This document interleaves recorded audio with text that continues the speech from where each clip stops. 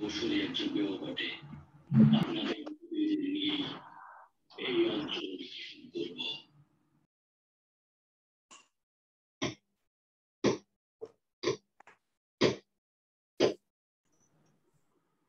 Assalamu alaikum and good morning. Welcome to our today's webinar on blue economy sectors and prospects organized by Northern University, Bangladesh. We know the oceanic economy, popularly known as blue economy, has emerged as a crucial development issue for optimum use of ocean, seas, and marine resources from sustainable development. And nowadays, it's become so important that Northern University, Bangladesh has arranged an international webinar on this important topic. Today, all of the important issues on blue economy and its sectors and prospects will be discussed by our distinguished guests and resource persons. It's a great honor for me to introduce and welcome our Honorable Chairman, Honorable Chief Guest, Professor Dr. Abu Yusuf Muhammad Abdullah, Chairman, Northern University Bangladesh Trust today. Today, we are privileged to have an opportunity to listen to him. We are also very pleased and honored that three internationally recognized resource persons are present with us who are going to share their valuable ideas on today's topic. Today, we get Dr. Abhijit Mitra, Associate Professor and former Head, Department of Marine Science, University of Calcutta, Director of Research, Division of Techno India University, West Bengal, India, as our keynote speaker. We are also very happy to get Dr. Shambhu Prasad Chakraborty, Head and Research Fellow of the Center of Regulatory Studies, Governance, Public Policy, West Bengal National University of Geological Science, Calcutta, India, and also Dr. Sufia Zaman, Head Department of Oceanography in Techno India University, West Bengal, India. Professor Dr. Anwar Hussain, Honorable Vice Chancellor of Northern University, Bangladesh, is present today as the session chair. Professor Dr. Nazrul Islam, Honorable Pro Vice Chancellor and Dean Faculty of Business, Northern University, Bangladesh, is also present with us as a guest. Honorable guests, this is Farzana Chaudhuri, Senior Lecturer, Northern University, Bangladesh. Welcome you once again to today's grand session. At the very beginning, may I request Professor Dr. Nazrul Islam, Honorable Pro Vice Chancellor of Northern University, Bangladesh, to give his welcome speech. Thank you very much. Honorable Chief Guest, Professor Dr. Abu Yusuf M.D. Abdullah, Chairman, Northern University Bangladesh Trust, respected webinar chairperson, Professor Dr. Anwar Hussain, Vice Chancellor, Northern University Bangladesh, distinguished keynote speaker, Professor Dr. Abhijit Mitra, former Head, Department of Marine Science, University of Calcutta, and Director of Research Division of Techno India University, West Bengal, respected discussant, Dr. Shambhu Prasad Chakraborty, Head and Research Fellow of the Center for Regulatory Studies, Governance and Public Policy, West Bengal National University of Geological Sciences, Kolkata, discussant, Dr. Sufia Zaman, Head, Department of Oceanography, Techno India University, West Bengal, India, my dear colleagues, participants, guests, Assalamu alaikum, and a very good morning to all of you. It is my immense pleasure to welcome you all at this inaugural ceremony of the international webinar on blue economy sectors and prospects. First of all, I must extend our profound gratitude to the Honorable Chairman of Northern University Trust, Professor Dr. Abu Yusuf Muhammad Abdullah, for kindly gracing the ceremony of this high-level event. I also wish to thank our Honorable Chief Guest for arranging such an important webinar, which is concerned with the socio-economic development of Bangladesh and South Asian countries as well. Ladies and gentlemen, ocean resources are nowadays seen from different perspectives for the sustainable development of a country and betterment of the people, such as ocean for food, ocean for energy, ocean for transportation, ocean for mineral resources, ocean for water, ocean for leisure, and ocean for health. The oceanic economy is also known as blue economy. It has emerged as a crucial development issue for the optimum use of the oceans, seas, and marine resources for the sustainable development of a country like Bangladesh. Resources will increasingly be in short supply as more and more people demand economic, food, and health security. In this context, the resources of the oceans, seas, bays, and estuaries can be a logical and practical solution to support the national agenda of economic growth of any country. I hope that this webinar will clearly spell out the sectors and the prospects of the blue economy of Bangladesh and India specifically.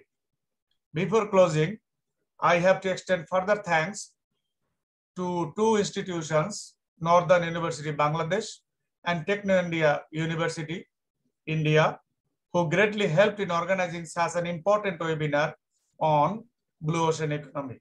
I hope that this webinar will be a successful and enlightening webinar for the policymakers of Bangladesh and other South Asian countries. With this, I welcome you again to this important and noteworthy international webinar.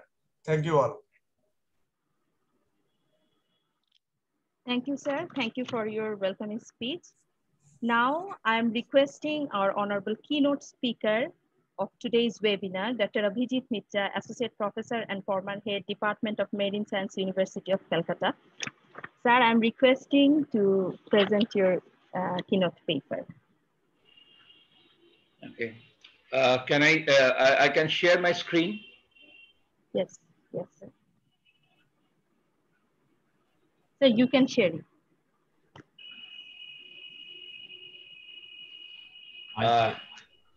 I think it is showing that it is disabled.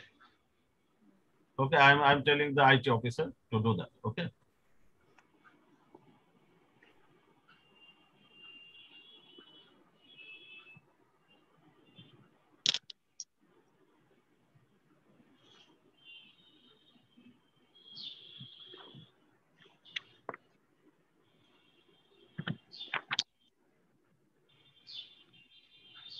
Is it visible now? Yes, sir. It's visible. Yes. It's clear. It is visible. Okay, sir.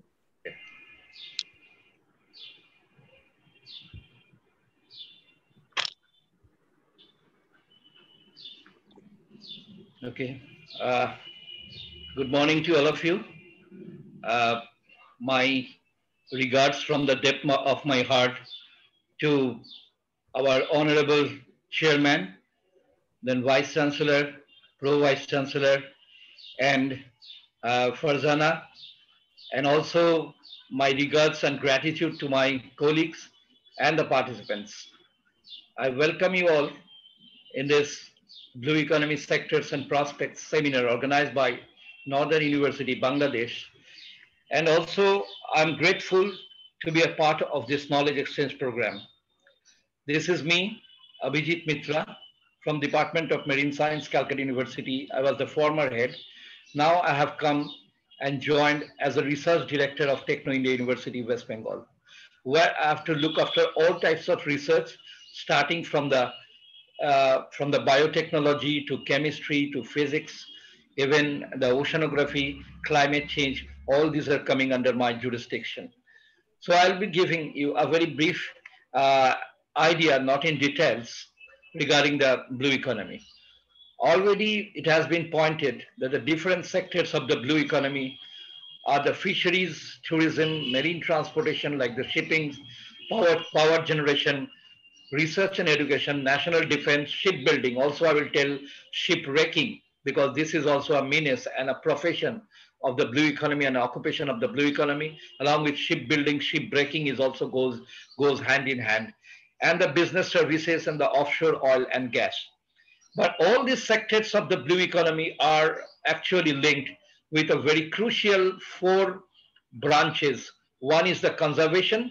If you cannot conserve the oceanic resources, if you go on exploiting and over-exploiting the resources, everything comes in an end. So conservation of ecosystem is very important. Then the sector innovation.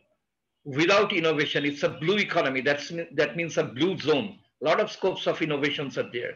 You'll be astonished to hear that in India, we have started with the marine plants, with the seaweeds, preparation of yogurt, preparation of samosa, which in Bengali we call it shingara, and preparation of cookies.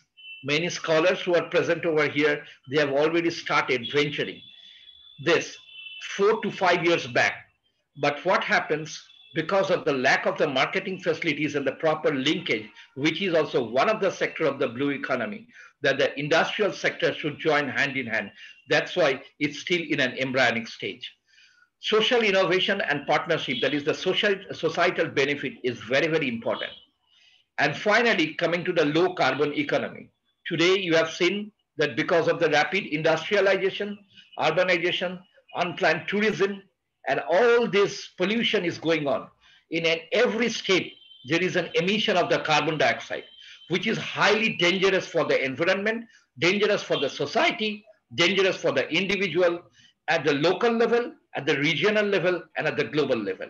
So the low carbon economy is one of the vital key component of the blue economic sector. Now, question arises that why we are inclined on blue economy. This is a picture when we have to go before the COVID. Often we have to go to Arabian Sea and Indian Ocean, because as an oceanographer by profession, every month I had to visit all these islands like Andaman Nicobar, Lakshadweep with the Indian Army and other sectors. And even Sundarban is in near to our hand at a shake hand distance. So we often visit to Sundarbans. Now the question arises that why we are inclined on blue economy? Why suddenly blue economy? The answer is very simple. You see, till date, the planet Earth is depending on a dirty energy economy, which is a coal-based economy. You know that there are varieties of coal, and 3 important varieties on the carbon percentage are the bituminous coal, lignite coal, and the peat coal. You see, 1 ton of bituminous coal is just liberating just more than double tons of carbon dioxide. 1 ton of lignite coal is liberating about 1.5 tons of carbon dioxide. And peat coal is also liberating more than double tons of carbon dioxide. And this carbon dioxide is the villain gas. I would rather treat it as a villain because this carbon dioxide has created a lot of hazard. Even in the US presidential election, climate change was a big issue. And that's why I am touching this point just to show you, you see that 1 ton of bituminous coal, 1 ton of lignite coal, and 1 ton of peat coal is emitting how much amount of carbon dioxide.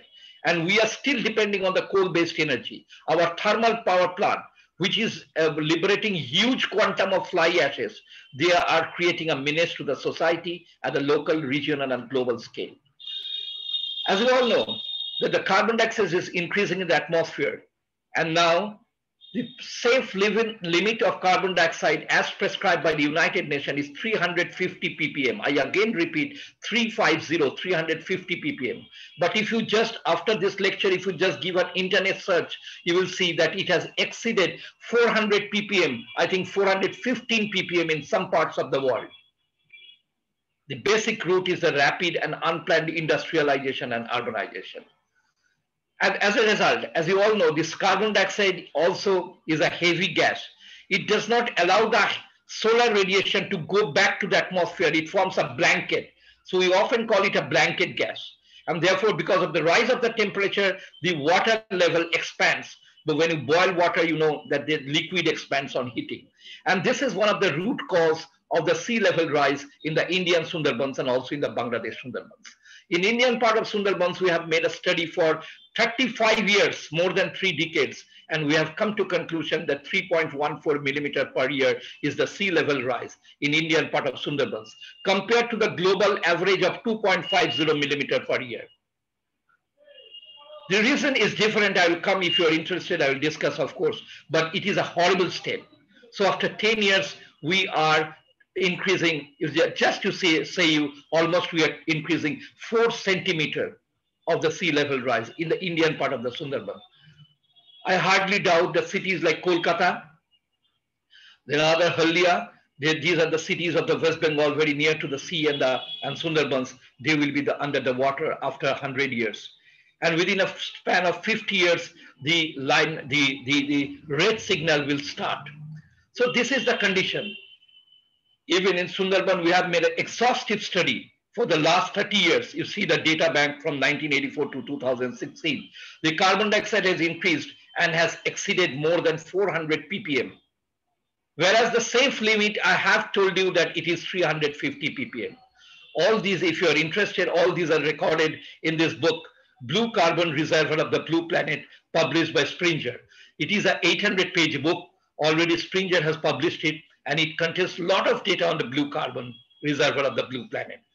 Not only across the globe, but also in India and Bangladesh, so many case studies have been revealed over there. We have this data bank, and we are working on this with a war footstep. As I've told you, that with the increase of the carbon dioxide, the temperature will also increase, because carbon dioxide being a blanket effect, it will not allow the temperature, the solar radiation to go outside. And therefore you see how exactly the carbon dioxide and temperature are fitting each other. If the carbon dioxide rises, the temperature correlates. There is a positive correlation. Statistical correlation is about plus 0.9832. So there is a correlation between the rise of the carbon dioxide and the rise of the temperature. And because of this rise of the temperature, the icebergs in the ocean, the polar ice, it starts melting. You see, as per the law of conservation of the mass, the polar ice or the icebergs, it converts into water. And whenever it converts into water, the water level rises. So this is also another root cause of the sea level rise. And it is happening in every part of the world. And there is a drastic effect on the biodiversity. The polar bears, which require pack of ice to live, they might eventually go extinct in the wild. The sea turtles, which breed on the same islands for their birth, they come from the 6,000 kilometer away from the Pacific to lay their eggs in the Sundarban areas. One fine morning, if they find their breeding ground, then their nursing home under the water due to sea level rise, eventually their population will be degenerated. So we will be losing a wide spectrum of biodiversity because of the sea level rise and the rise of the carbon dioxide and the temperature. These are the bad effects, the side effects. I'm not going in details, but I'm skipping this slide just to show you that what is happening. This is the underwater photography. If you go under the sea, you will find a beautiful coral reef. In India, we have the Lakshadweep Island. Then we have the atoll in the Minicoy, Kadmat Island. Then in the Andaman and Nicobar Islands, beautiful coral reefs. But now, because of the rise in the temperature and acidification, this color has been lost. There is a paradise under the ocean with beautiful 7 video color, and it is bringing about $38 billion from the coastal tourism, the coral reef tourism. This is one of the important part and sector of the blue economy, the coastal tourism, bringing about $38 billion, rolling $38 billion across the world. This is actually the shape. These are the beautiful corals, the beautiful animals and plant symbiotic relationship under the ocean. And it looks like a flower. You cannot imagine what is there under the ocean. And people often go there to enjoy, to make their mind fresh for their recreation. And they spend huge dollars over there.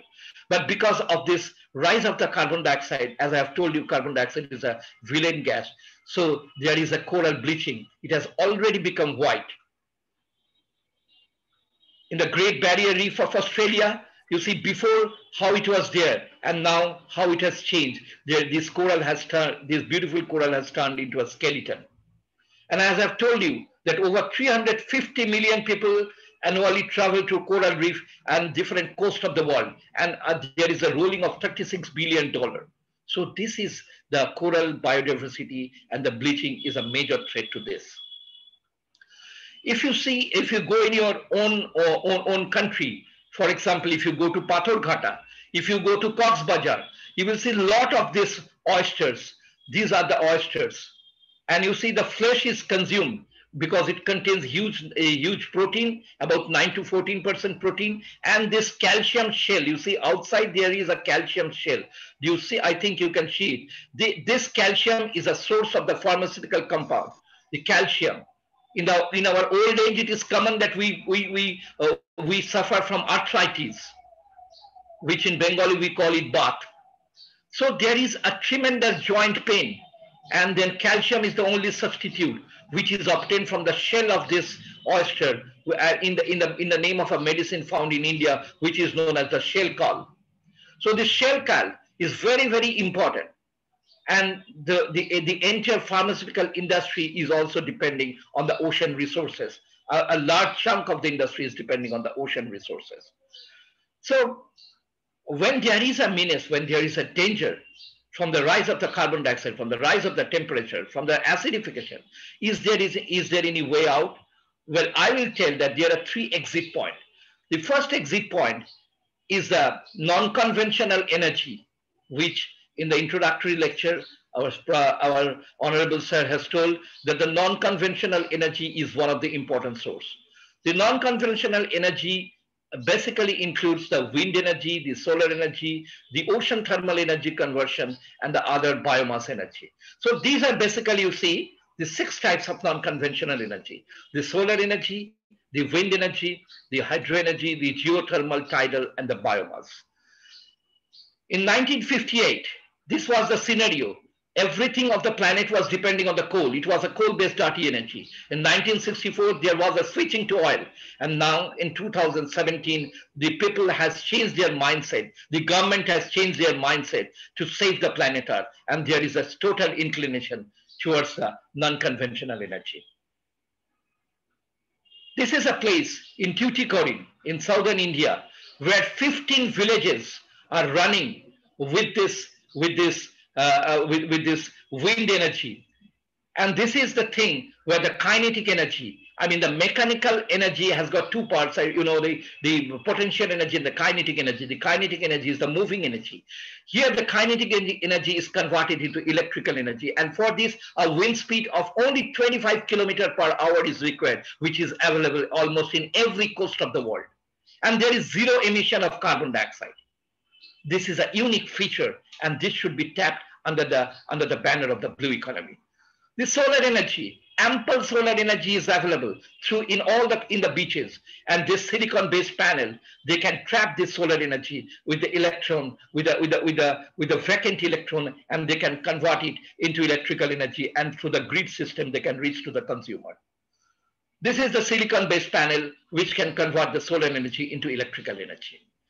Then there is a geothermal energy. Under the earth, there is always a heated temperature because, you know, in the core, there are radioactive substances which always comes in the form of heat energy. And this heat energy, you see, when the steam comes, the steam has got a certain energy. Along with the heat energy, it has got a latent heat.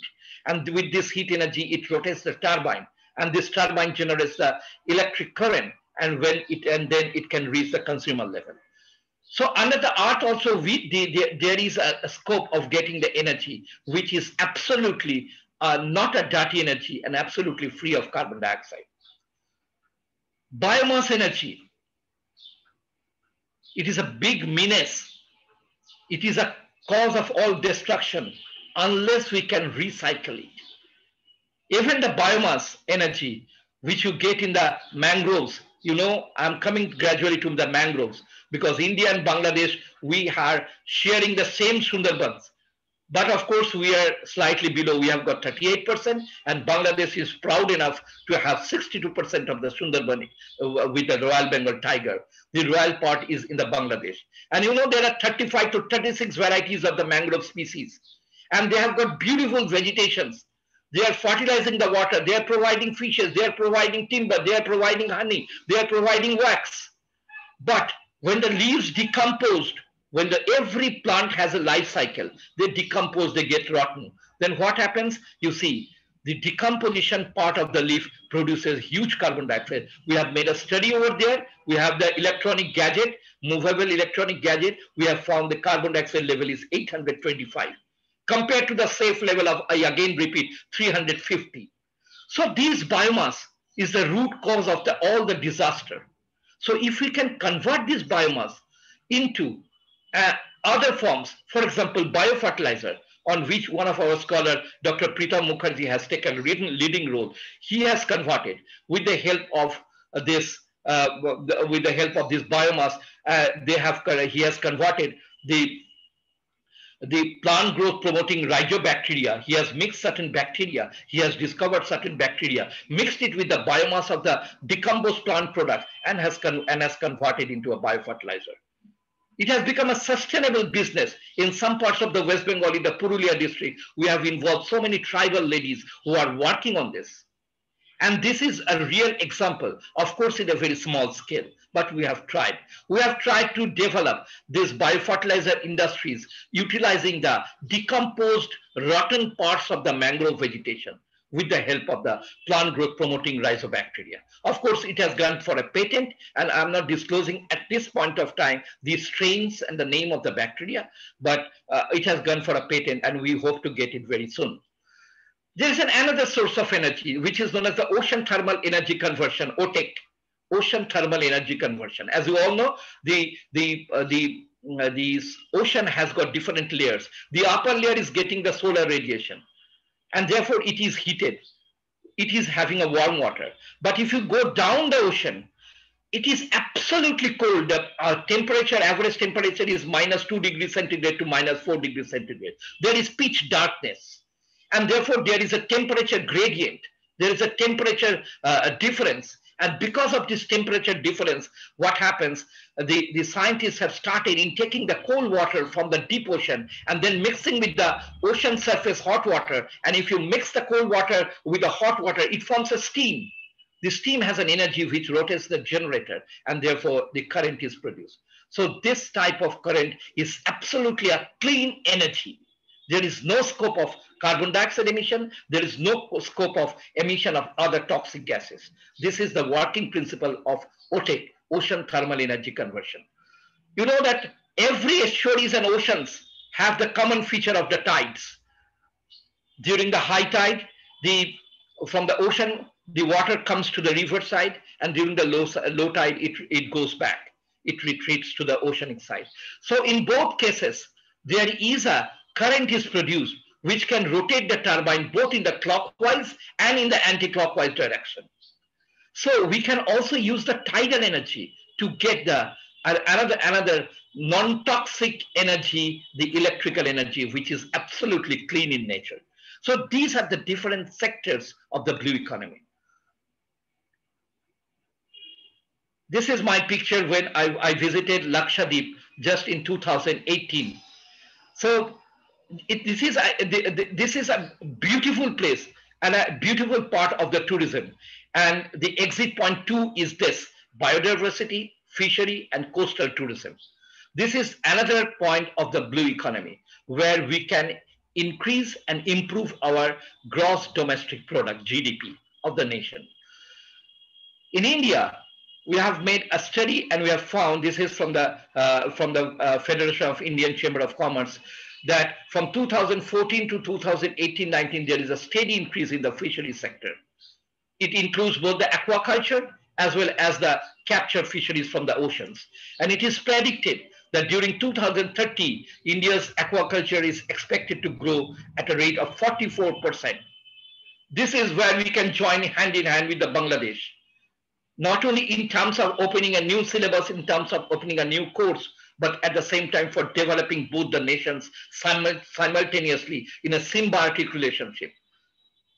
Because the Hilsha of the Padda, which comes from the Bangladesh and which is a palatable one, the shad, which is a delicacy for all the world, Bangladesh is famous for that. And we also, in the Indian part, we have the Ganga, from where the Bay of Bengal, the Hilsha comes every time during the monsoon to breed their eggs in the freshwater part. So this migration is one of the important factors. This breeding ground is one of the important factors in the blue economy, which can earn the revenue, both in terms of the internal consumption and also in terms of the foreign exchange. So this has to be preserved. So sustainability is a very important factor. We have got a book. If you are interested, just at the end of the program, I will just hand it over the e-copy of this book, The Living Resources of the Sea, which we have done it was a big exercise which we started in 2005 with WWF, Worldwide Fund for Nature. It is an international NGO, and we have documented all the living resources, only the living resources, not the non-living one. because I don't have much expertise, and neither do we do not have the technology to go inside the deep to grab the non-living resources like the polymetallic nodules and others, the minerals. But we do have the technology to study the living resources of the ocean. So at the end, I will send you this book so that you can have an idea that how we have done on a superficial scale. This is manatees, a beautiful biodiversity. As I was telling, that ocean tourism can bring more than $38 billion annually across the world. This dollar is rolling. You see, all these are there in the Basics of Marine and Estuarine Ecology, written by us, by Dr. Dr. Sufia Zaman and myself. We have written this book, and it is available in the website also, the Basics of Marine and Estuarine Ecology, where all the marine biodiversity and their distribution and their population has been scaled in a very nicely way, numerically. Even if you go under the ocean, you will be astonished. Do you know that how deep is the ocean? You know the height of the Himalaya, Mount Everest is the highest peak in the world. It is 8,028. It is 8,028 meter. If you take Himalaya and just reverse like this, still then 3,000 meter will be left behind. The deepest part of the ocean is Mariana Trench, which is about 11,000 meter. And Himalaya's peak is 8,000 meters. So 3,000 meters is still left to touch the deepest part of the ocean. And here also you find the vibration of life, the vibration of the biodiversity. You see, these sub-oceanic volcanoes, here also bacteria, some earthworm-like creatures, some spiders, some prawn-like creatures thrive over there, and they make their food not by photosynthesis, because the sunlight never reaches here, but they make their food by chemosynthesis, by using the chemicals from this volcano. So this is innovation. So you see, these animals can make their food, they get their nutrition from the chemicals, from sulfur, from nitrogen, from phosphorus, from all the minerals, manganese, zinc, iron, cobalt, boron, all these things, from all these they are making their food. So there lies the scope of innovation. Can't we make a small capsule from these minerals which can supplement our deficiency of minerals in our body? Here lies the concept, here lies the art of the blue economy. There is a scope of innovation. You know, this is exit number 3. Unless we go for disaster management and policy level approach for the disaster management and control pollution, everything will be smashed. All our efforts will go in vain. All our efforts will end in smoke. So this is the exit number 3, the policy level approach for disaster management. And it should be there. It should be there because if you just recall the event of 26th of December 2004, the tsunami, when it hit the world, in one night 2 lakhs people died.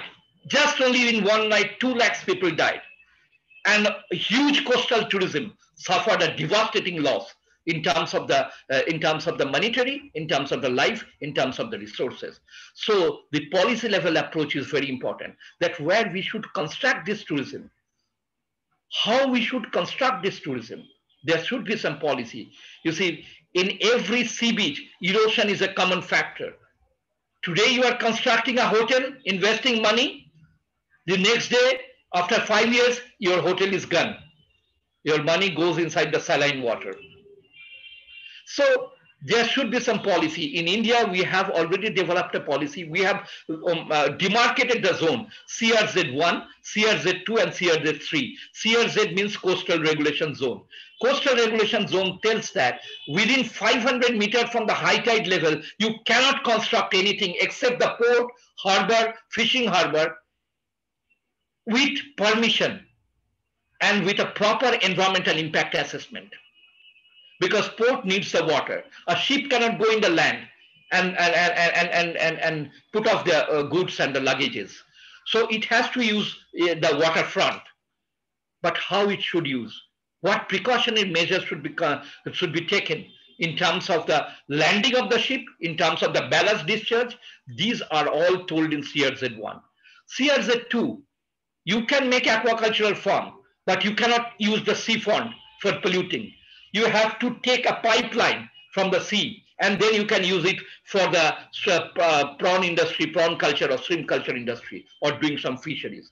Sea as a tree is open for all. You can do hospital construction, you can do school building, everything. So there are demarcation, there are jurisdiction, and there is a limit. And this is very important. This has to be obeyed. I hardly believe in India. Still now, if you go to Puri, if you go to Mandarboni, hardly very few hotel has obeyed this. But tsunami was an eye-opener. If we do not take the disaster management into account, then all our exercises on blue economy will end in smoke. And if we take in a very rational way, in a very scientific way, with a lot of awareness involving the people, then the GDP of the country will definitely rise. India's blue economy before the COVID, I'm telling, is dependent on the marine resources, which comprises 4.1% of the Indian economy. And during the COVID, I'm not aware of the data. I have not even got the data. But India's position is we have got a more than 7,000 kilometer coastline with 9 coastal states and more than 1,300 islands. We have got a major port, and we have exclusive economic zone where up to which this is the jurisdiction of the India, 200 nautical miles up to which we can catch our fish, we can take the mineral resources from the ocean. And Bangladesh, I believe they have also have their own jurisdiction in terms of the economic exclusive zone, how much they are permissible. This is a place where we can jointly work hand in hand and use these mineral resources, living resources of the ocean for the societal benefit. And then only the GDP boosting can be there through expenditure approach, through income approach. The expenditure approach of the blue economy includes the food, the cosmetics, because you know, under the ocean, there are certain types of seaweeds like ulva, lactuca. If we take a regular course, I can teach you. There are 16 varieties of seaweeds found in the Sundarban areas of India and Bangladesh, and these are very rich in antioxidant and moist, and they can be used as moisturizer. So this can get a huge amount of benefit, and this can increase the GDP. Food, cosmetics, then the non-living minerals, the manganese, iron can be used for making the body of the car, then the goods and other things. The income approach includes the salary, scholarship, tuitions, and the royalties. After writing the books, as I've shown you, after writing the books on the blue economy, we are getting good royalties from the Springer international royalties. So these are the income approach. And in GDP, you know, it's a sum total of the consumption, then the total government expenditures, then the country's investment on the capital, equipment, inventories, and housing. These are the factors, and then the net export. That means how much you are exporting and how much importing. Then you are making the difference. It is sum total of this makes the GDP of the nation. And there is also another process of calculating the GDP, which is, of course, the total national income plus sale tax, depreciation, plus net foreign factor income.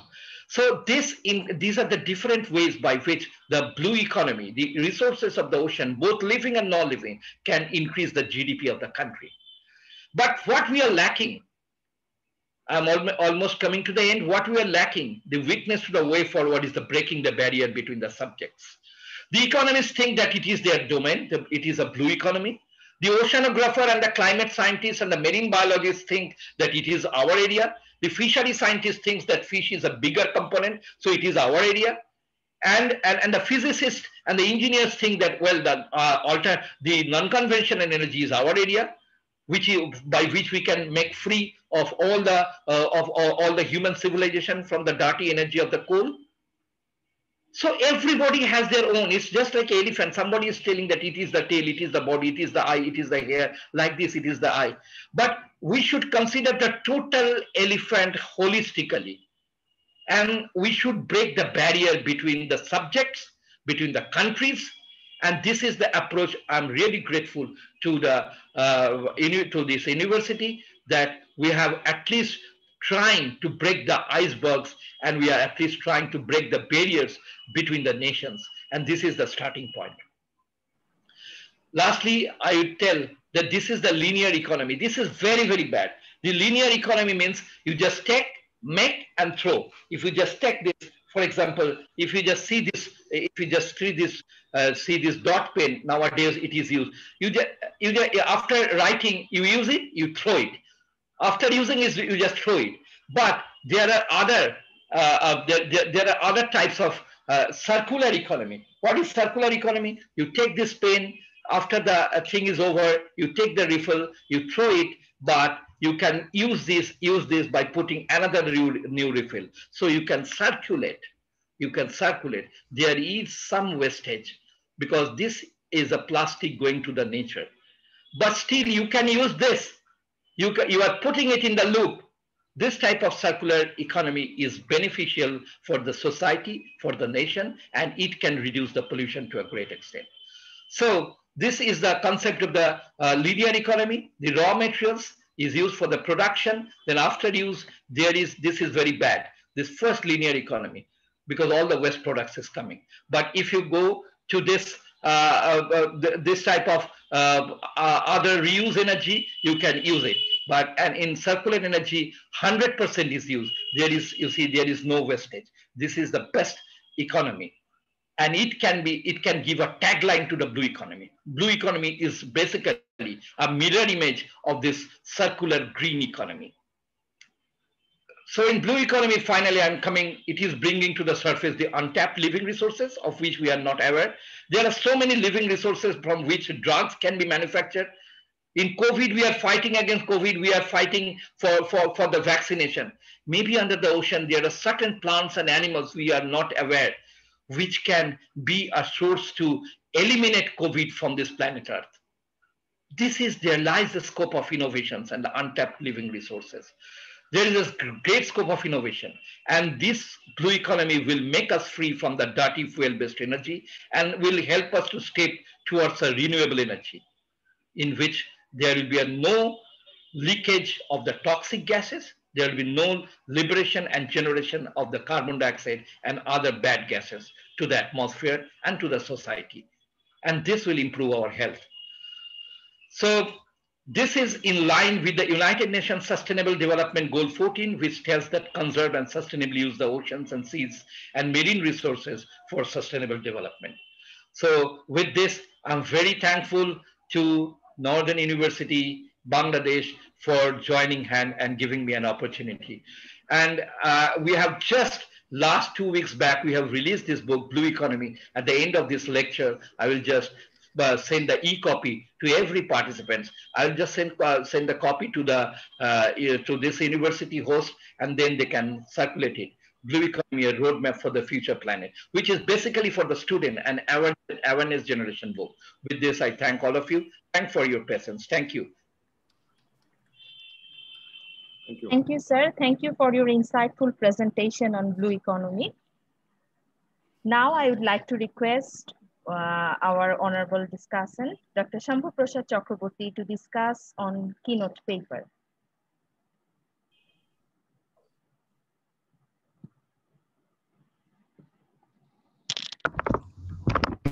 Yeah, thank you so much, Madam, for giving this opportunity today. And before I move any further, let me tell you what we have heard and what we have seen so far from Dr. Mitra has been fascinating, enjoying, and it's such an amazing learning 30 minutes that we have had. I'm lucky to tell everybody that I was always admired Professor Mitra from a very young age of mine, because I used to live in the same locality where he used to live, and used to go to his house and study. So I was fascinated about blue economy from maybe an age of 14 or 15 years, where I used to see octopus and smaller version of various things in formaldehyde and formaldehyde in his house, big aquariums with a lot of things. I even saw living fossils in his house. So it has been all about fishes. During our conversation, as we move ahead with our topic of today's discussion, and also my experience with Dr. Mitra, who has actually spent his entire life in furtherance of Sundarban and the blue economy, and how the economy is boosted there amongst the tribal peoples, and also how the sea lions are being used, everything, like, you know. Now, one small thing, like, you know, I've learned from him as I pursued my personal educational preferences in law, in policy. I've always those questions in my mind. One day in one of our discussions, he said that, you know, Shambhu, more than 90% of large, like, you know, fishes have gone extinct from the ocean. So I said, what are you talking about? This is about like 10 years back. And he showed me a paper that was published in the Nature Journal, which is one of the most sought after journal all across the world. And I can ask everybody who is there as an audience, as a listener to this, to have just type it on Google and see, like, you know, what comes up.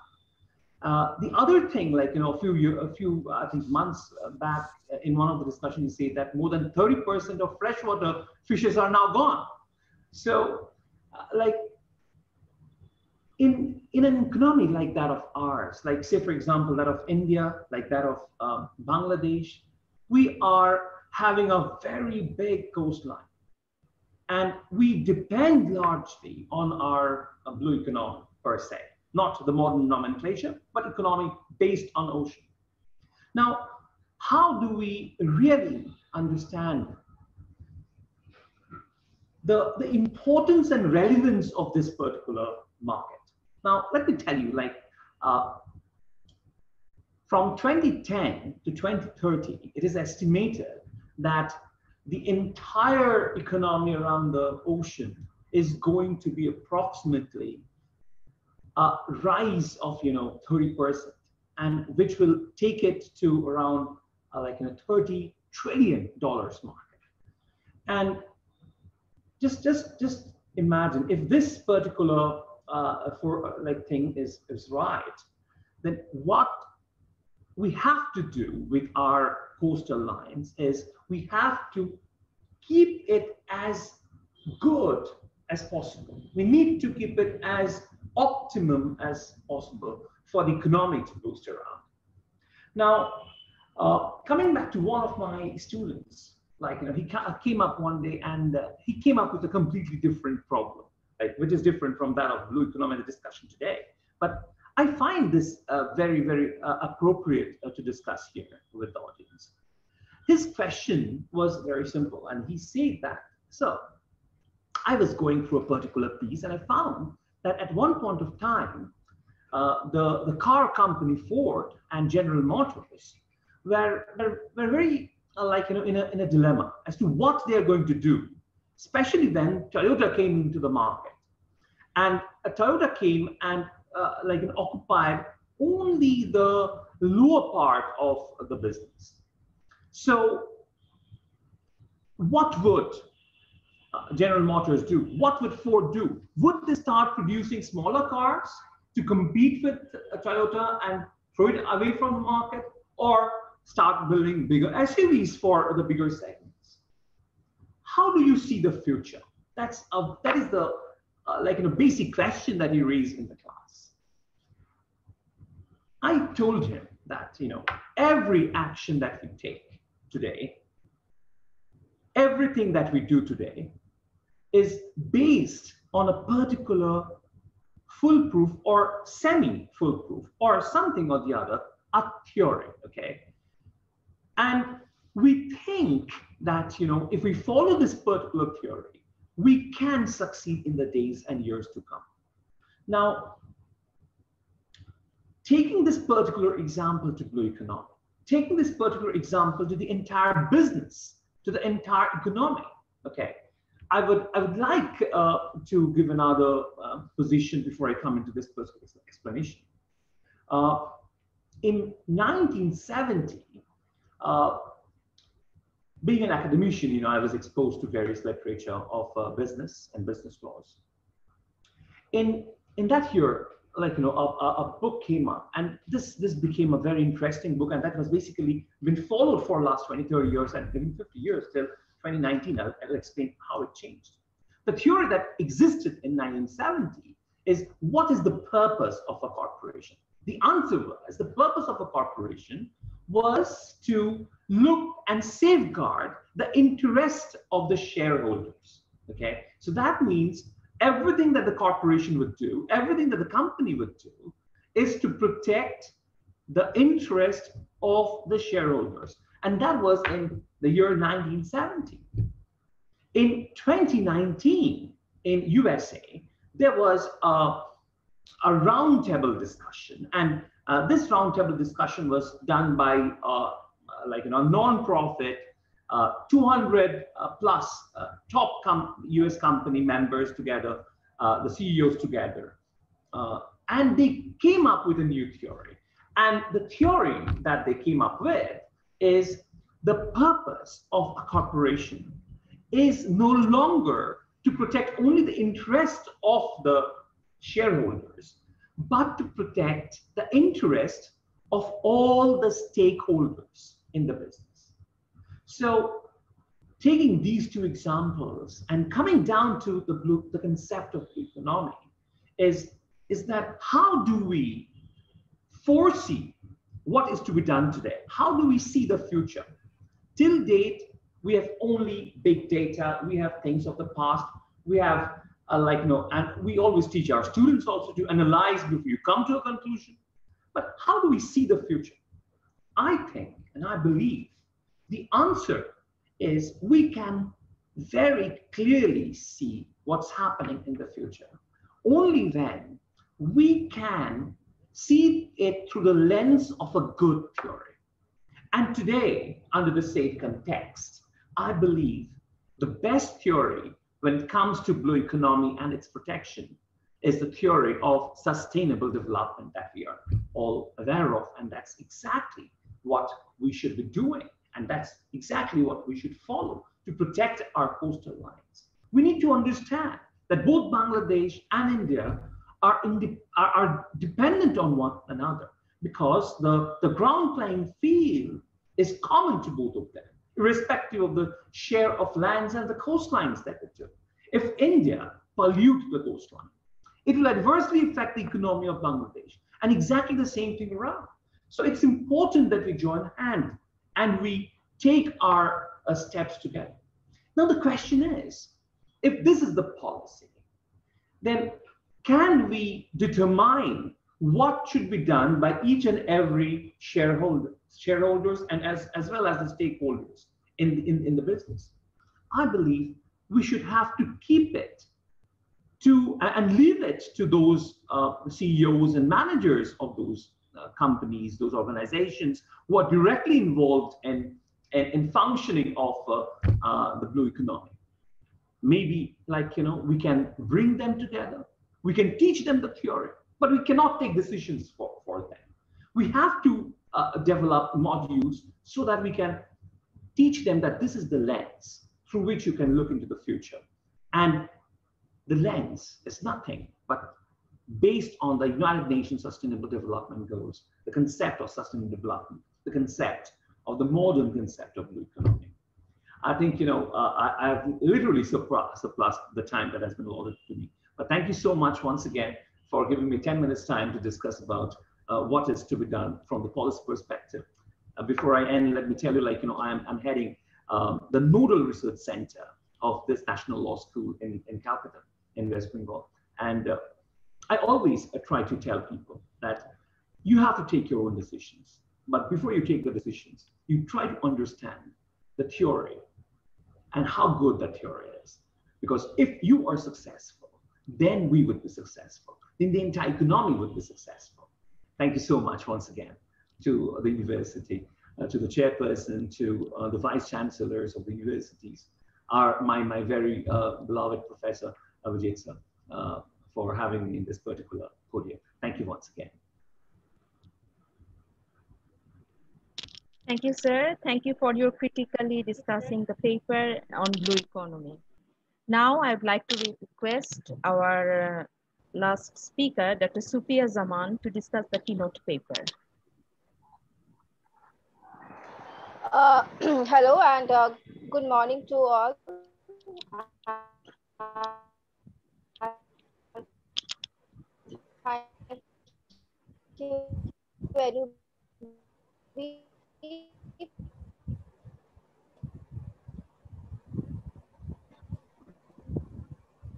The Northern University Bangladesh for basically on the preparation of floral hand-based sanitizer. And why I have chosen this particular topic, you can see that the economy mainly comes out from that blue economy. We are in the cradle of the Indian Sundarbans, and your part is also the major part of the Bangladesh Sundarbans. So we together tie up a lot of mangrove flora, luxuriant flora, but very little is known about this, the resources obtained from this mangrove flora, as they have immense medicinal properties, as well as they have applications in the pharmaceutical firms and agencies. So this topic will be quite relevant to this, but for today's situation where we are facing the pandemic COVID-19, and we are recommended by WHO that we have to always wash our hands with some sanitizer every time, and then we have to keep ourselves clean and tight. So now we are just moving into the topic deeply. I request Pavel to share the next slide, please. Yes. In the next slide, you can see that what is actually blue economy. It provides food, job, water, and is a source of economic growth for most of the countries. And it is the baseline for the livelihoods of millions of coastal people inhabiting the coastal areas of any country. And it generates about 3 to 6 trillion of the world economy in terms of US dollars. And if it was a country, the oceanic economy would have been the 7th largest in the world. Next slide, please. Now, we see that there are 5 activities mainly targeted in the sector of blue economy. First is the harvesting and the trade of marine living resources. We have the extraction and use of marine non-living resources, because the ocean is made up of living and non-living resources. Then we have the use of the renewable and the non-exhaustible natural forces, that is called as blue energy, wind, tide, waves, whatever was discussed previously by Dr. Mitra. And then we have to, the 4th trademark is that to commerce and trade in and around the oceans. And 5th one is to propagate sustainable activities that indirectly contribute to the economy, such as carbon sequestration, coastal protection and disposal, and biodiversity. Next slide, please. Now you see that a sustainable blue economy promotes economic growth and preserves and improves the livelihoods across a range of sectors, ensuring the sustainable use of marine resources. Now, when we talk about the marine and the coastal resources, we mainly find out the resources which is provided by the nature, and which are found in the coastal areas, in the riverine region, the ocean region, the seawater region, the intertidal mud flats, what we called the zonation, which is found in the entire marine zone, is divided into intertidal mud flat, subtidal zone, littoral zone. So all these zonations, they are enriched with different types of flora and fauna, diverse flora and fauna, but they are still untapped. We have not touched them yet very deeply, not very crucially. They have been researched, or for reason why we cannot find many of the magical potents, magical medicines, which are maybe can cure the COVID also, what Sir was talking previously. So you see in this case, when we have the interface of land and sea, we have huge mangrove flora, okay, in the intertidal mud flats, and they have three types of services. These are called ecosystem services of the mangroves, which is provided by them to us, to the mankind, the human beings, and they are provisioning services. We have regulating services, and one is a cultural service. But here we are talking about the provisioning services, that is the direct use of the mangroves in terms of timber. Then they sustain the fishes, fish life, they provide fuel wood, they provide honey, wax, all this. So these are the provisioning one. Then we have the cultural one, because here we have the socio-cultural rituals like the praying of the Bono Bibi. Then we have while entering into the Sundarbans. And then we have the regulating service like carbon sequestration. Then we have bioremediation. All these are other regulating services. Now, when we talk about the medicinal properties, is still untouched, but from our institute, we are trying to develop a hand sanitizer, and our team members and many research scholars, especially Ms. Sana Ahmed and Mr. Pavel Viswas and all others, Dr. Proshenji, Dr. Nomonita, all were involved in this in the leadership of Dr. Abhijit Mitra and myself, and we had prepared the hand sanitizer in this COVID times from these mangrove floral extracts. Next slide, please. Now, you see that here we have to determine the current.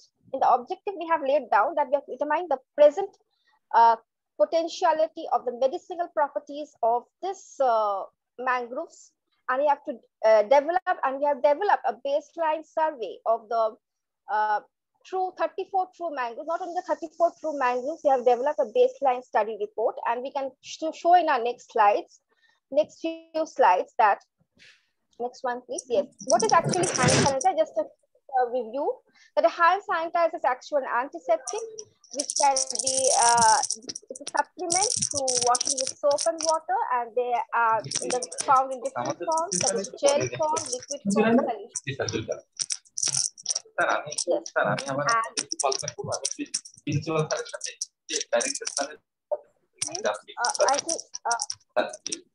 Okay, sir, I'm good. Hello. Can someone please unmute? Someone's mic is unmuted. Kindly mute the speaker, please. I'm not able.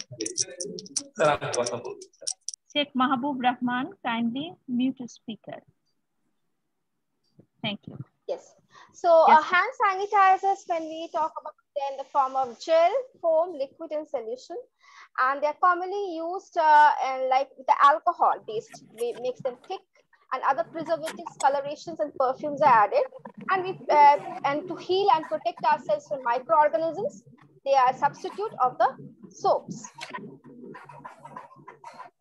Now here is the next slide where we are showing some of the medicinal properties of some mangroves, where we have given a baseline study. This can be used for further study with the researchers from Bangladesh part or other coastal area countries. They can use this up. Now you see that the Acanthus illicifolius is commonly called as Hargoja in Bengali, and it is a very hardy plant. As you can see, they have thorny leaves, and they are used as an expectorant, that is a cough syrup and asthma, and they can be used in the form of the boiled milk. With the boiled milk, the roots can be used, and the extract is anti-inflammatory property. Next one, please. So these are some of the important plants of the Indian Sundarbans part, where we can see that some of the we have studied the Agiceras corniculatum is curing diabetes and asthma and rheumatism. Then we have we move on to the next slide, that is Kolshi. Kolshi is over. Now we come to Avicennia. We have Avicennia alba, that is Calobine. and they also have medicinal properties, and they can cure smallpox and ulceration, and wood ash after burning wood is given as dysentery, and the plant extract is used to cure snake bites. So very important for the forest dwellers. Now, like this, we have different plants and their medicinal values, like Avicennia marina. You can see. Next one is see that this is the paste from the seeds which we have used for smallpox ulceration, and then moving on to the officinalis part, Avicennia officinalis. Shadabine, they can cure burning, and the paste of the fruits can be applied to cure boils and skin diseases, and also can cure hepatitis. So when this type of informative data which we have collected can be made in a local language, say Bengali, we are making it in a local language, this can be help to both the land dwellers and also to the other means the stakeholders living in that area, and they can go through these pages and learn that what are the properties, and they can use this. They have a traditional knowledge. Most of these people have a traditional knowledge, but this is not applicable to the society properly. They are not properly. If they are applied properly, if this is applicable, then it can be a huge demand in the society in the terms of pharmaceutical agencies also can take up this as a drug curing, helping treating many of the ailments and diseases. Means instant help can be given. Then we have Brugueria gymnorrhiza, what we call as kakra. And here also some dermatological problems can be cured, skin diseases can be cured, cures eye diseases, and they also treat it as using different fevers and diabetes. We have Celiops decandra, next one, and it is called as a goran, and it helps in hemorrhage cases where the senior people, they get hemorrhages. They also help in that, the bark of the trees, they're curing hepatitis and ulcers. Okay, next one we have Exocaria agalocha. So like this, there are many number of plants. So I'm not going through all of them. Last one I can show you, Heritidiformes. Come to the last slide of this medicinal value. This Heritidiformes. Heritidiformes, as we called as a Sundari tree, from which the name, many theories have come. There's a name has come from the Sundarbans, the Sundari trees called the Heritidiformes. And they also have antibacterial property, antiviral property, and anti-carcinogenic property. Now, we have the pharmaceutical compounds which are derived from this mangroves in the domain of blue economy. As already discussed in the 5 activities of the blue economy, the living marine resources can be tapped in and they can be utilized for commercialization. And here is a very good example. We can set a very good example by utilizing this mangrove products. But not only we can utilize, once we start utilizing the products, we have to also take care in plantation and afforestation programs. Because I always, in every part of the webinars, I always suggest that always the mindset has to be such a mind that we have to utilize the ecosystems services of these mangroves and the marine resources. At the same time, we have to restore them, or we have to show afforestation, and this can be done with the help of the locals and also the different NGOs and stakeholders all underlying in this part of the area. So this is the main thing. And then we have next slide. Here some slides are there where you can see that different chemical compounds or structures are given. Structures are given where we have studied deeply that these type of plants, that is Brugueria, then Rhizophora, all this type of Avicennia, they have medicinal values, and these are also literature cross-checked in the references by different authors. We have cross-checked with the different authors in our study also, and we have found that some of the important components of the pharmaceutical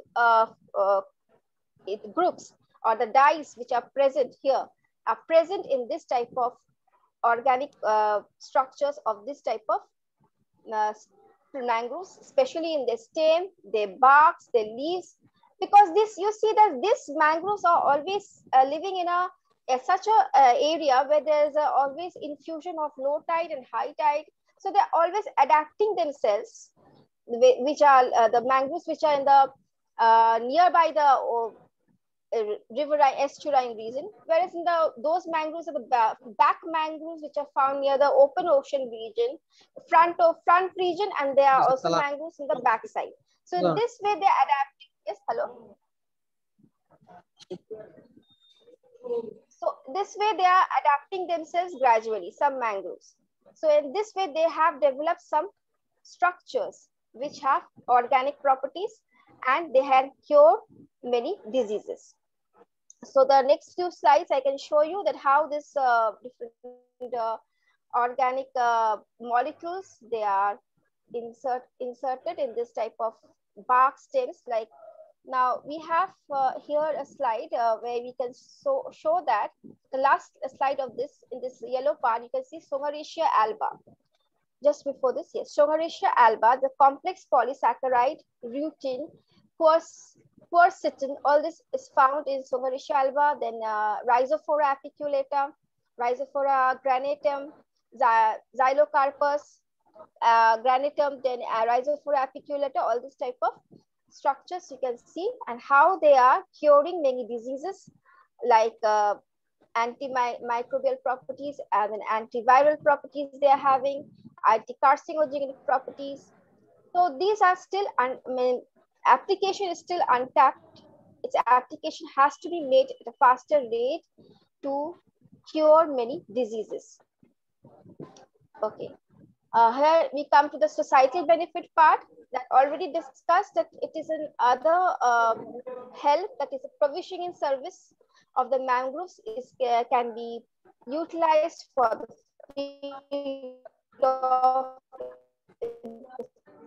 field of pharmacology and the preparation of mangrove-based pharmaceuticals.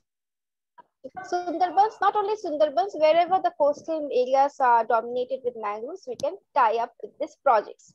So many industrial tie-ups can be made along with the different at the local level with the industries and the research institutes. So this linkage is must.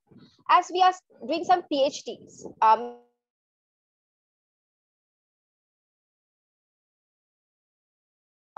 PhD topic where it can be beneficial for both the society and ourselves for curing the diseases. So all this type of researches which are oriented for the society must be taken into account.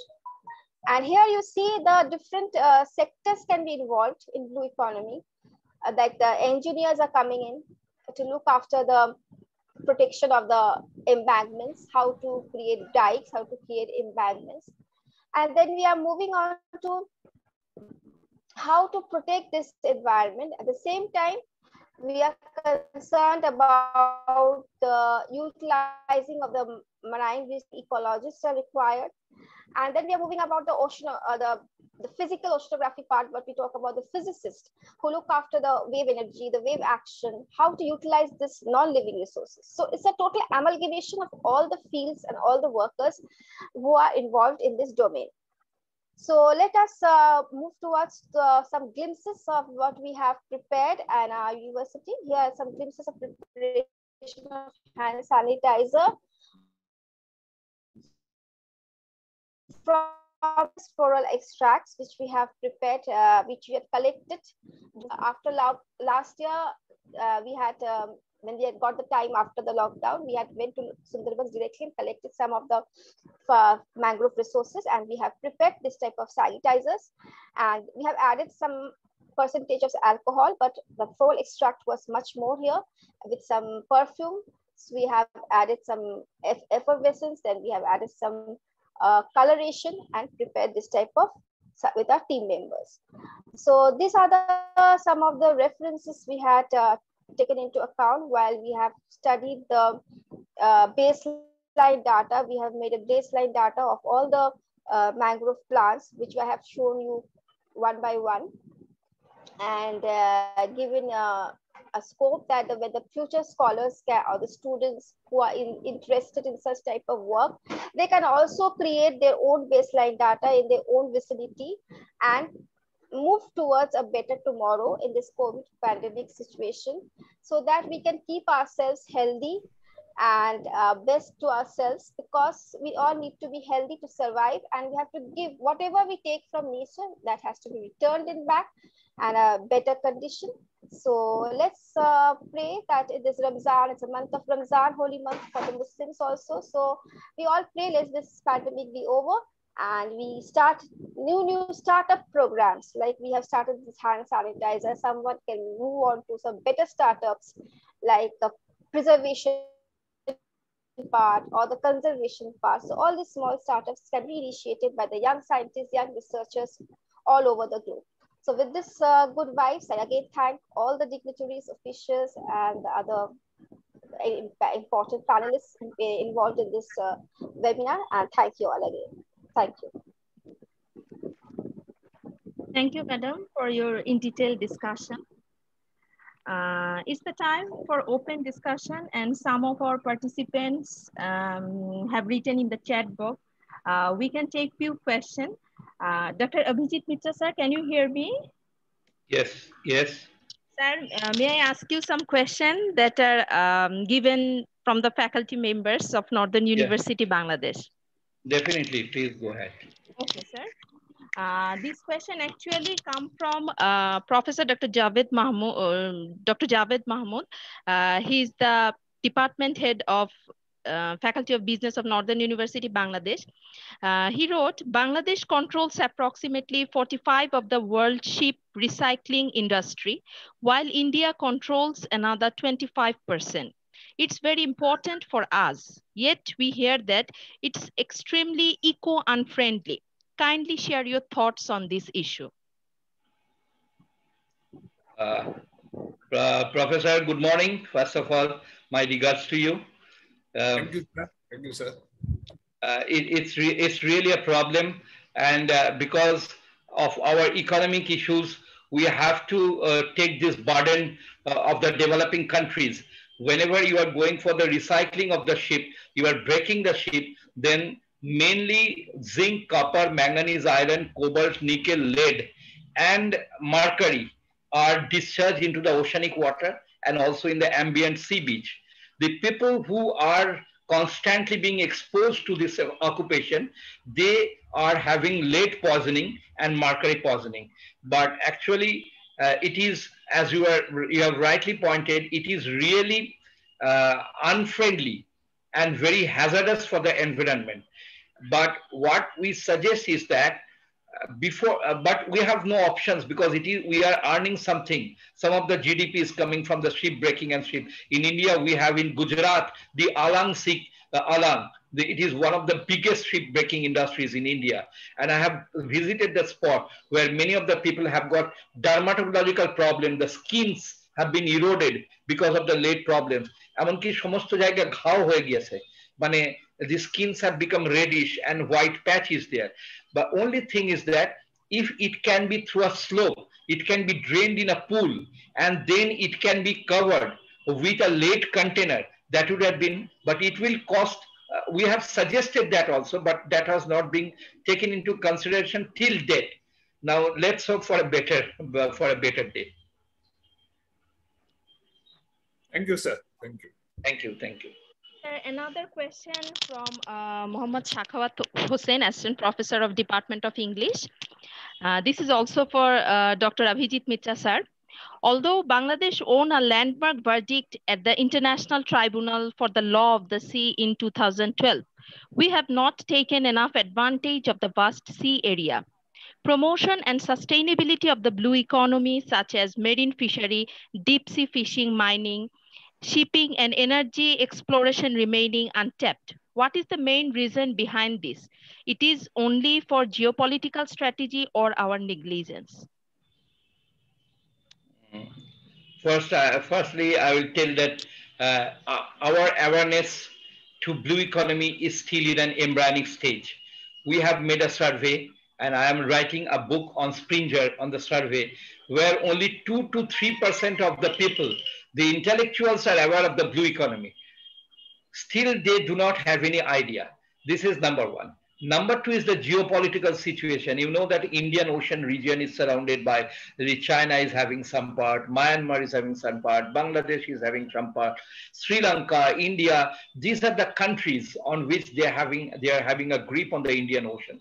So naturally, every country wants to increase their GDP on the basis of the wealth of the ocean, but there is a certain jurisdiction. For example, 200 nautical miles from the high tide region towards the offshore region is our jurisdiction for the Indian part. So whenever it crosses, there is a conflict goes on.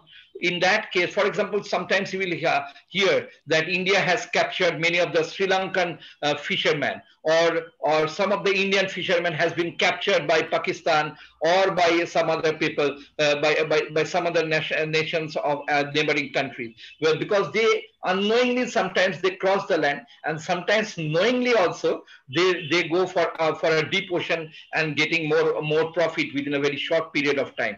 These are some of the issues, but awareness is one of the problem which has given rise to these geopolitical issues. Awareness should be there amongst the common mass through this type of seminar on a regular basis by introducing courses which can bring many people, because blue economy is, if this course can be introduced, it is an interdisciplinary. People from geography, economics, business management, even from the English, arts background can join this course.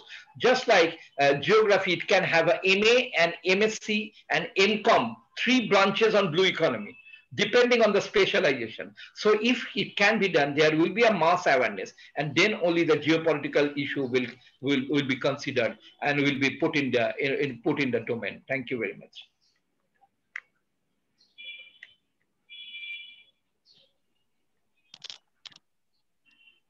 Sir, this is the last question. For Bangladesh perspective, which sector in our country has the highest scope of development from blue economy, and how the development can be ensured? I think Dr. Probal Borua, who is sitting over here, he can answer the question. But for Bangladesh, I think fishery is number one. Number one, fishery along with the aquaculture, shrimp culture. Bangladesh has made a substantial progress. This is number one. Number two, in Cox's Bazar, you have beautiful scope of tourism.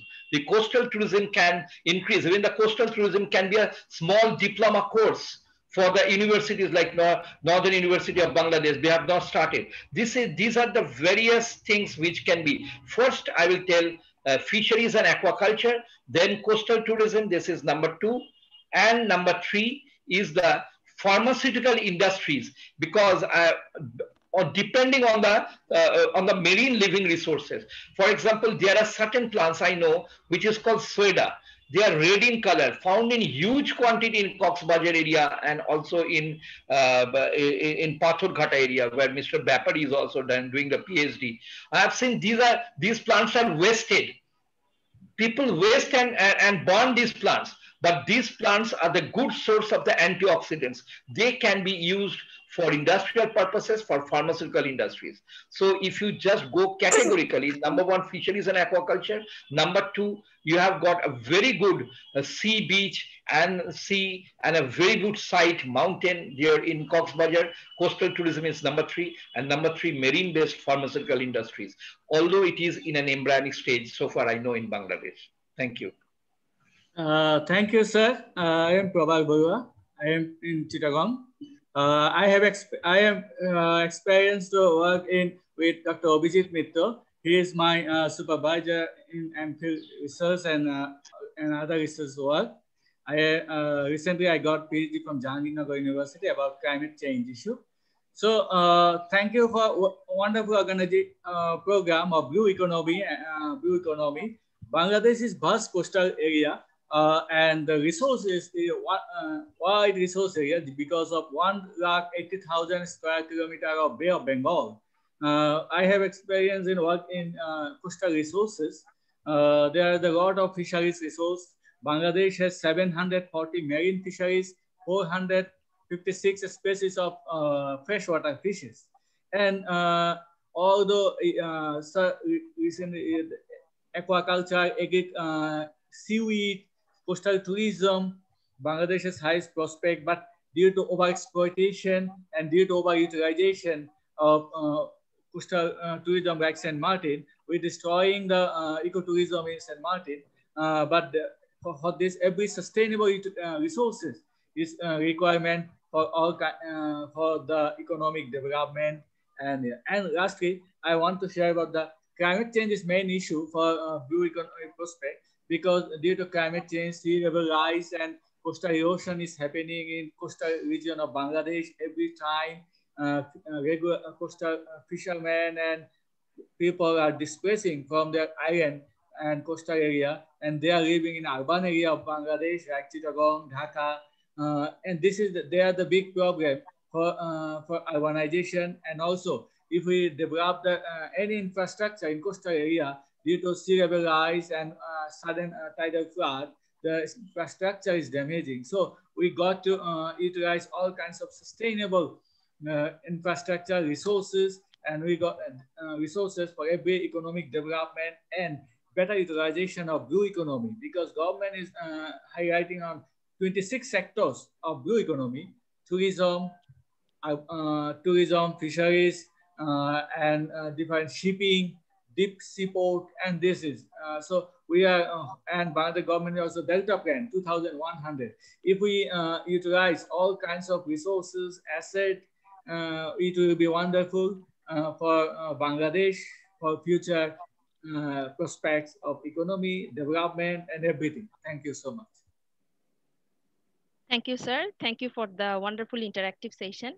It is the time to know a lot of things from our honorable chief guest. Now I am requesting Professor Dr. Abu Yusuf Muhammad Abdullah, Honorable Chairman, Northern University Bangladesh Trust, to share his informative ideas on today's theme. Over to you, sir. All right. Right. The respected audience and ladies and gentlemen, at the very outset, I must congratulate the team NUB, led by the Vice Chancellor, Professor Dr. Anwar Hussain, Vice Chancellor, Treasurer, and Registrar, and as such, along with other Dean of the university, to take such a great initiative to give us some lights of thoughts and knowledge about a unexplored area. Rather, I should put it this way: the yet to be explored properly in context of Bangladesh.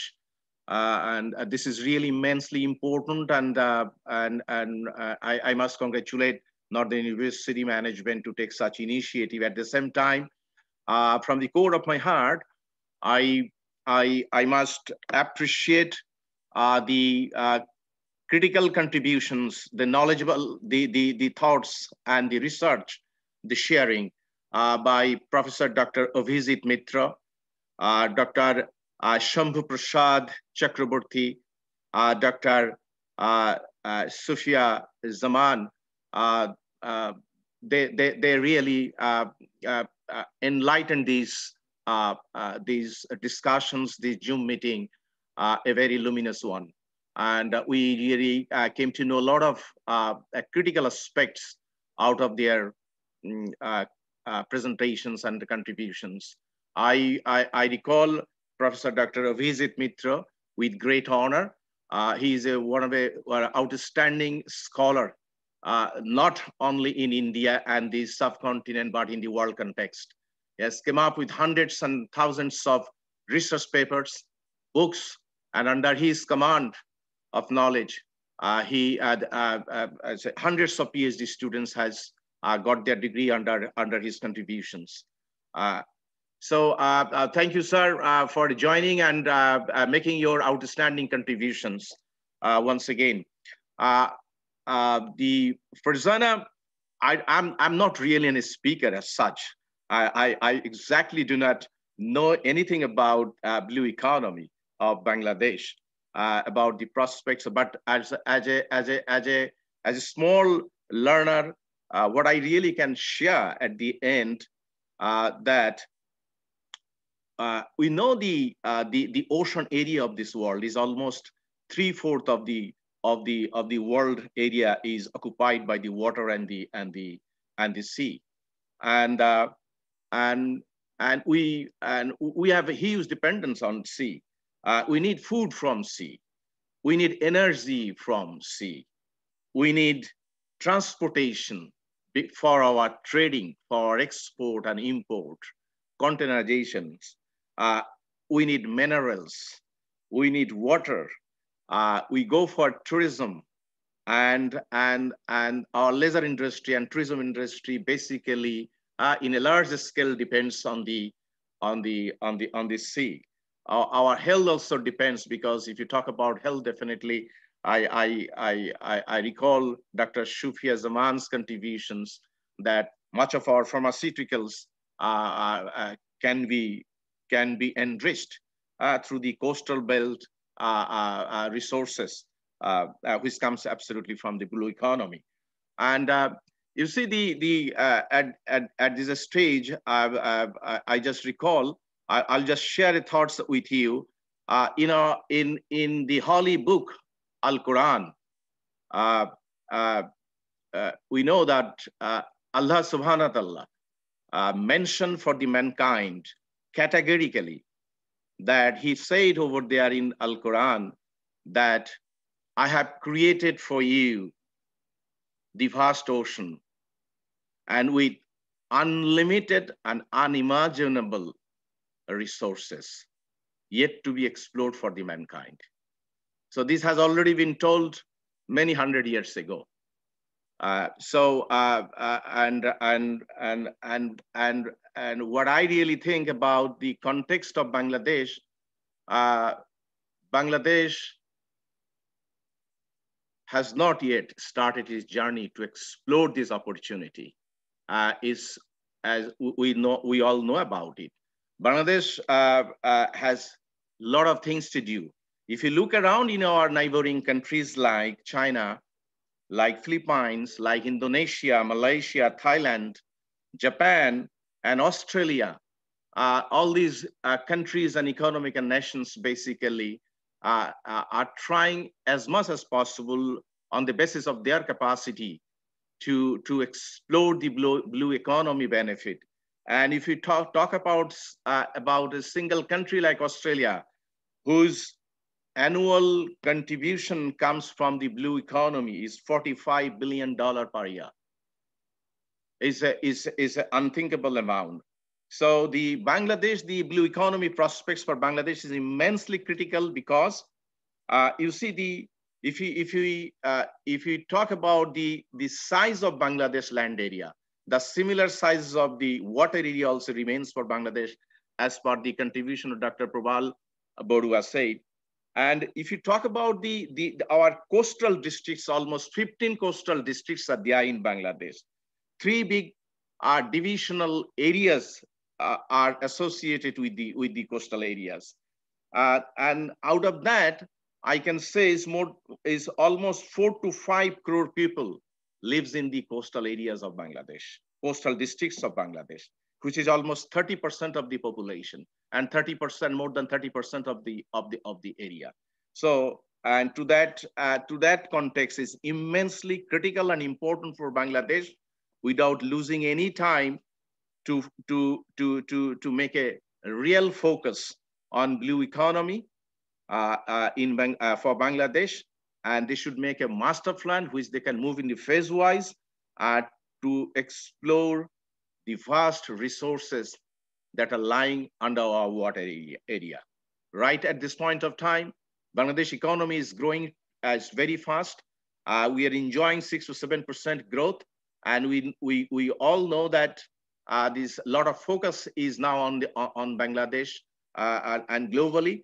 And if we, to my a simple understanding, if you really can start exploring and give an emphasis to the blue economy explorations, definitely this growth rate could be easily 10 to 11, 12%.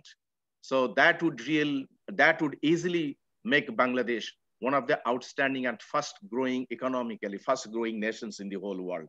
So time for Bangladesh to face this challenge. what I'll be saying at the very last stage, I'll request the management of Northern University, especially, I'll place a request to the Vice Chancellor, since we have a good linkage with the Techno India University, West Bengal, India. And we have our outstanding scholars over there, along with a collaboration. So why not? We can set up seriously, think about it, setting up a department on blue economy for Bangladesh, especially in our Northern University. So that's the kind of a challenge that we can look forward, and definitely our brothers and our colleagues who are over there in Techno India, we can have definitely a lot of support from their end. Thank you so much giving me this opportunity to share a few words with you. Thank you so much, sir. Thank you, sir. Thank you for your wonderful words. At this moment, may I request our session chair, Professor Dr. Anwar Hussain, Honorable Vice Chancellor of Northern University, Bangladesh, to deliver his speech. Thank you, Farjana Chaudhary. Honorable Chief Guest of today's session, Professor Dr. Abu Yusuf Abdullah, Professor Abhijit Mitra from Techno India, Honorable Keynote Speaker, Professor Dr. Shambhu Prasad Chakraborty from Techno India, Professor Dr. Sufia Jaman from Techno India, all distinguished speakers of today's webinar. It gives me and my colleagues, Honorable Vice Chancellor, Professor Dr. Nazrul, Dean, Treasurer, and colleagues, and my dear students. Good afternoon. I'm really very pleased today because in one of the joint meeting with Techno India University Vice Chancellor, Dr. Gautam Sengupta, I requested him to organize a webinar for our students in Bangladesh, especially on blue economy. And as I know that Professor Dr. Abhijit Mitra is the world-renowned, scholar in this area, if he is kind to agree. And he was present in the meeting and he readily agreed. And after that, we have been able to organize this webinar. I'm really happy to see that such a big interest on the part of our colleagues and the students that even I was oversubscribed. The webinar has been oversubscribed. And I could not possibly get my entry unless I requested some of the students to give place for us. So this is the situation that we have, the pent-up demand for knowledge and learning on the blue economy. As you know, that Bangladesh is a country where we have the longest sea beach area undisturbed. And it is a beautiful, scenario, and the tourist attraction is there. And we also had the heritage of building ships back in the Roman period, 2000 years before. And right now, we are very much given importance to ship breaking than ship making, although ship making is also coming up. But the blue economy situation is still unexplored, but our Prime Minister, Honorable Sheikh Hasina, has taken a 100-year Delta plan where possibly these inputs will be there, and there is a cell on blue economy in the government. But what is really important today, and I'm amazed to see the vast knowledge and the organized way, the wonderful presentation made by our today's keynote speaker, Dr. Abhijit Mitra. I think we became much more knowledgeable on blue economy after his presentation. I'm sure every one of you who have attended this webinar will readily agree that it was really very, it's a very, I would say, intellectually and also management-wise, it was a powerfully structured slides and very well organized and made presentation fantastically well. I thank you, Professor Abhijit Mitra, for your excellent presentation. And I hope, as our chairman, honorable chairman has already said, that we would like to organize a department of blue economy in Northern University Bangladesh in the business school. And I hope you will be our advisor to help us in that respect. We already have a cooperation contract memorandum of understanding signed between Techno India and NUB, I think we can have some collaboration and cooperation. And I always believe, as you, in your presentation, you also mentioned that Bangladesh and India, since this is a, we are neighbors, so there can be joint collaboration where a win and win situation could be there. And you release more energy, more result out of that. Like fusion energy will always give you more result than fission energy. So fission technology. So physically what is wrong, right? I think socially and economically it will be also right to assess. So, in Bangladesh also, we have our mainstay. We have made remarkable progress in the fisheries area, but that is in the sweet water area. But what about the sea area? So fisheries, then you have mentioned the tourism could be also one of our key area, but priority area. Then medicinal, I think Dr. Sufia Jaman has made an excellent presentation. This will be a cue for our students. If you want to start a startup for pharmaceutical industry, you can go to Sundarban and look for the trees and the plants that has got high medicinal value, but is still unexplored. The native knowledge is there, the ancient knowledge is there, but it has not been publicized, it has not been processed, it has not been made entry into the pharmaceutical industry. So the queue is there, and I think some of our students might take the queue from there and go for setting up a startup over there. Then Dr. Shambhu Mitra also made a good presentation on the analogy of the business management situation and the blue economic condition. Now, our part was to bring these speakers together so that we know from each other, learn from each other, and make good for our people. Because ultimate aim of the blue economy is to improve the GDP, as nicely placed by Dr. Avijit Mitra, that our consumption pattern, our standard of living, our the per capita income can go up if we can contribute through the blue economy. And it is still unexplored. Now, the issue of overexploitation of the sea, the issue of environmental pollution, we have to make a caution on that. We have to become aware of these issues, because when you are talking about ship breaking, that is a big pollutant. And I think there is only one question from the floor that Bangladesh has got the ship breaking projects going on, whether how can we mitigate the environmental issues. And you have given a very nice suggestion, but that suggestion is always, this mitigation effect is always very much expensive. And the entrepreneurs, they are very reluctant to do that.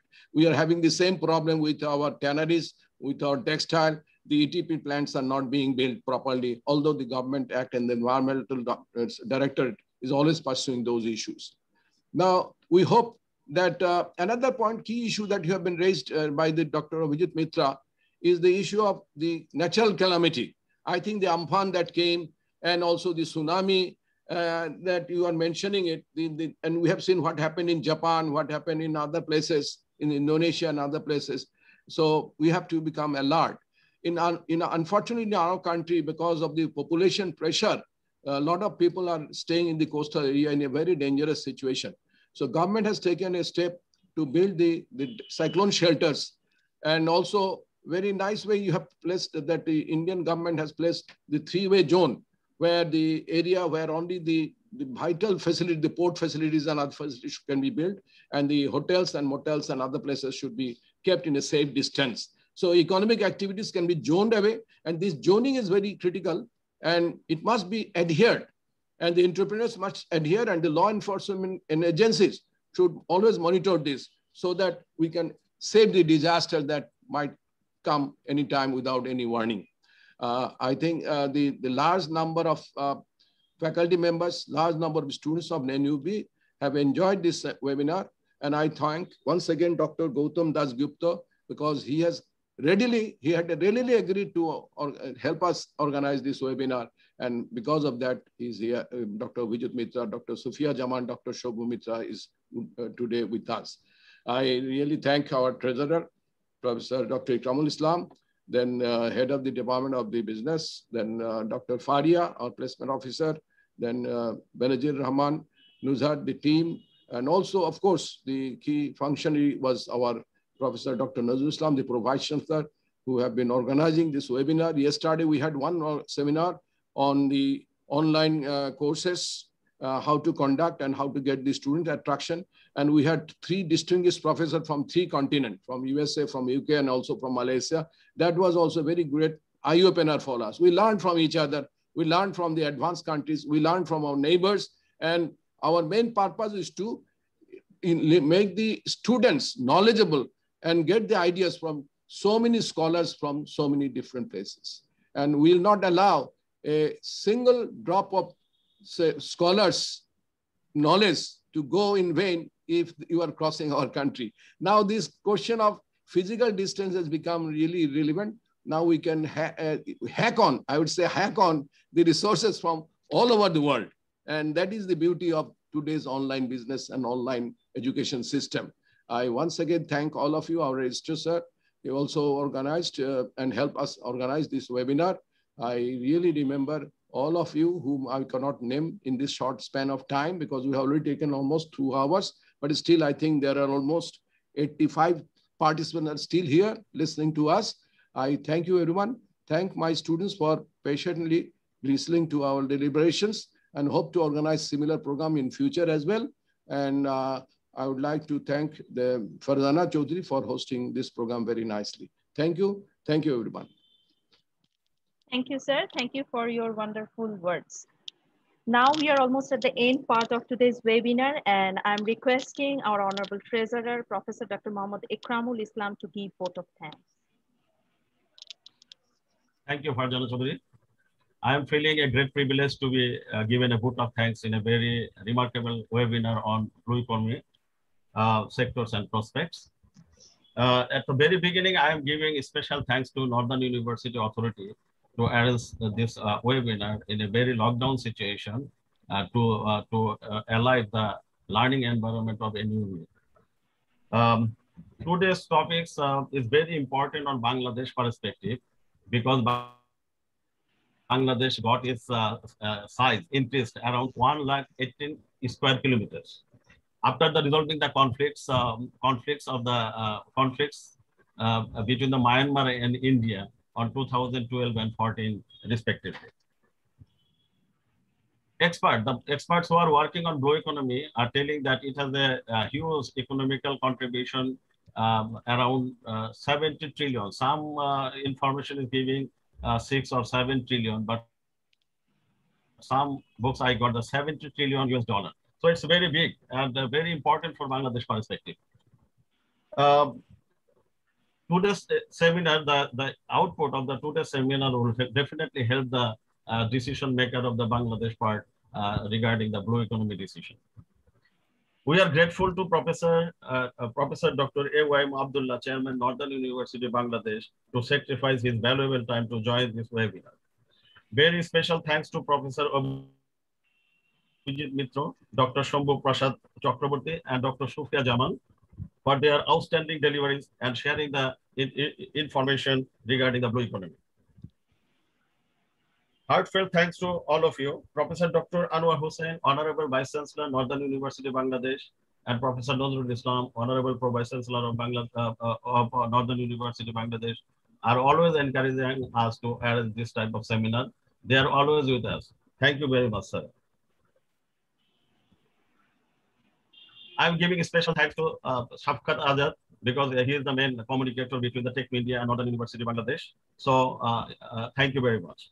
Thanks deserved to the audience of today's seminar, faculties, students, and officials of Northern University, Bangladesh, and also the participants who are with us from outside Northern University, Bangladesh, such as Tech India. Once again, thank all of you. Be safe. Allah Hafiz.